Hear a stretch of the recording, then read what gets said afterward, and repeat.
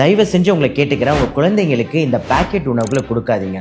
ஒரு டாக்டராக நானே சொல்கிறேன், இந்த உணவுகள்லாம் கொஞ்சம் கொஞ்சமாக நம்மளை சாகடிக்குதுங்க. அடுத்த வாட்டி நீங்கள் சூப்பர் மார்க்கெட்டுக்கு போய் ஒரு பிஸ்கெட் பேக்கெட் எடுத்து பின்னாடி திருப்பி பாருங்கள், அதோட இன்க்ரீடியன்ஸை மட்டும் பாருங்கள். தேவையில்லாத colours, additives, preservative, bleaching agent, stabilisers, இந்த மாதிரி எம்எல்சிஃபையர்ஸ், இந்த மாதிரி 10க்கும் மேற்பட்ட கெமிக்கல்ஸ் நம்ம சாப்பிட்ற குழந்தைங்கள் உணவுகளை ஆட் பண்ணுறாங்க. இதெல்லாமே உள்ள உடம்புக்குள்ளே போச்சுன்னா என்ன ஆகுன்றது உங்களுக்கே தெரியும். அது மட்டும் இல்லாமல் இதில் அதிகமாக சர்க்கரை சேர்க்கறதுனால, அதிகமாக சர்க்கரை லெவல் இருக்கிறதுனால உங்கள் குழந்தைங்கள் சாப்பிட சாப்பிட அதுக்கு அடிக்ட் ஆகுறாங்க.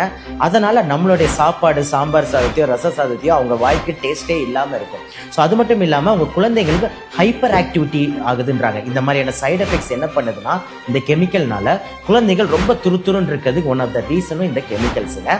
ஸோ இந்த ரீலை உங்களுக்கு தெரிஞ்ச பேரண்ட்ஸுக்கு ஷேர் பண்ணுங்கள். இதை ஒரு அவேர்னஸாக நம்ம எல்லாருமே கிரியேட்